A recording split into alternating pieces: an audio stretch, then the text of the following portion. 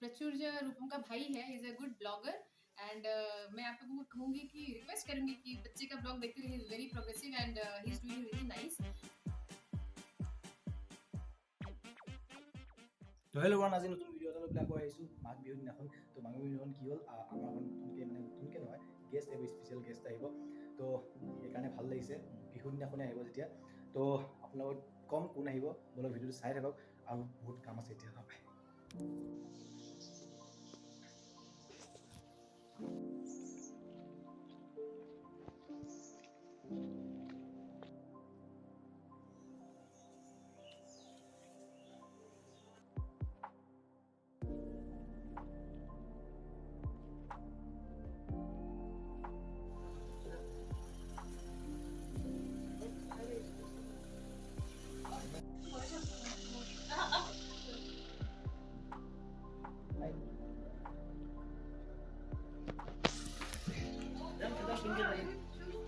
आई गई हो। और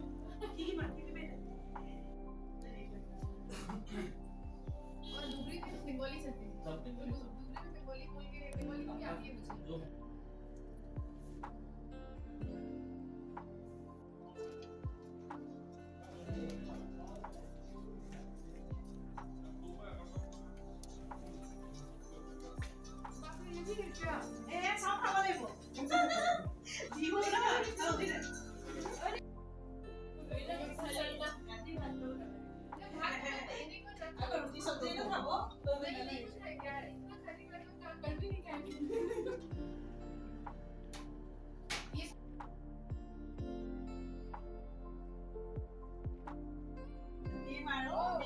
वाह वाह वाह, बहुत बहुत धन्यवाद, बहुत बहुत धन्यवाद, thank you so much, thank you. आइए आइए।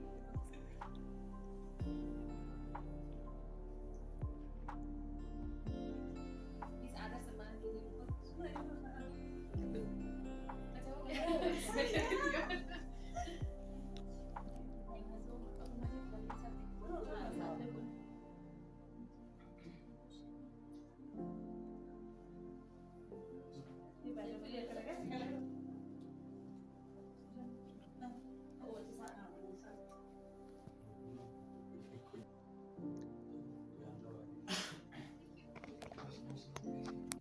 তো ফাইনেলি আহি পাই গ'লহি মেম, অৰ্চনা মেম আৰু মেম।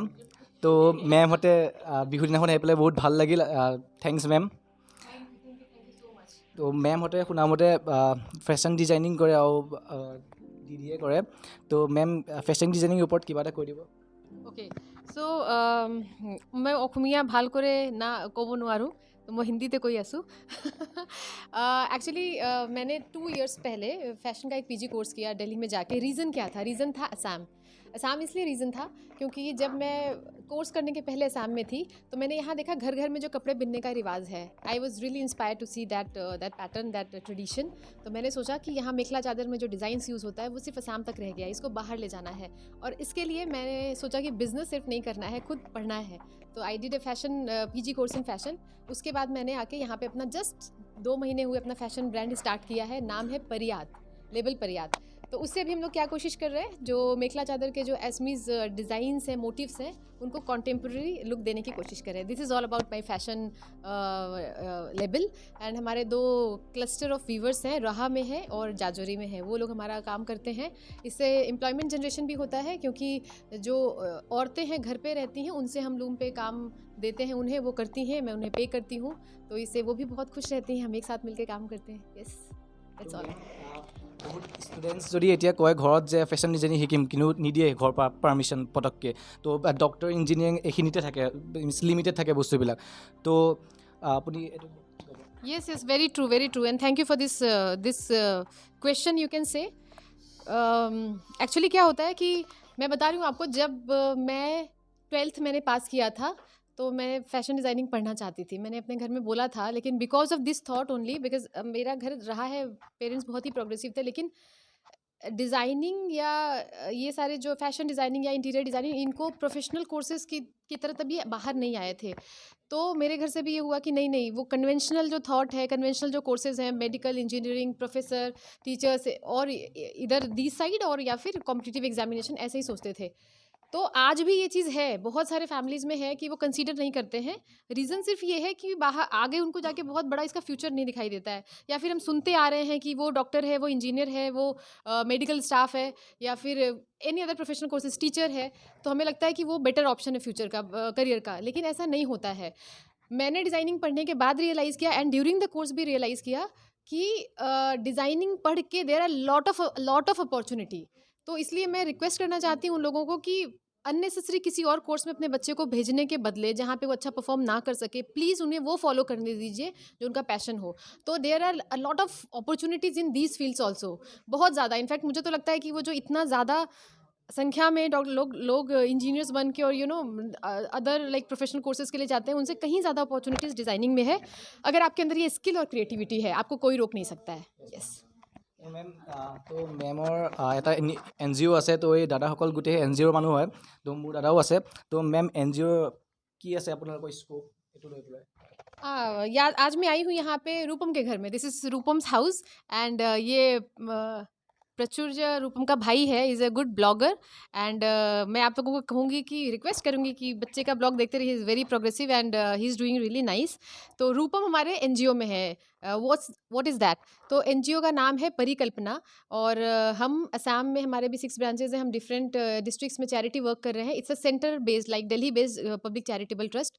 तो रूपम उसका एक हिस्सा है, बहुत अहम हिस्सा है। Is very hard working, very sincere. घर पे आके पता चला उतना सिंसियर नहीं है, बट हमारे हमारे टीम में बहुत सिंसियर है। सो ये मम्मी है रूपम की, और ये हमारी बाकी टीम है। बाकी टीम के बदमाश बच्चे बैठे हुए हैं जो रूपम के फ्रेंड्स हैं।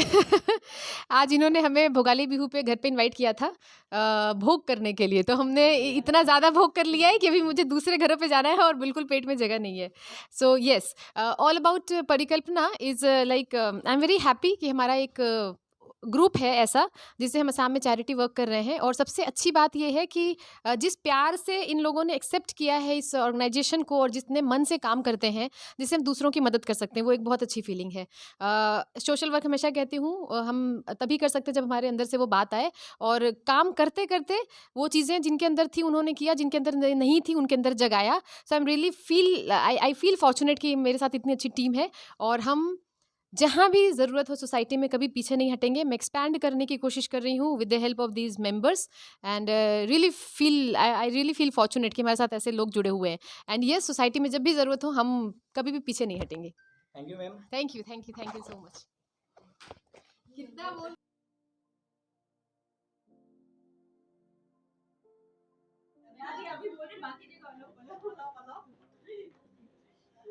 দাদা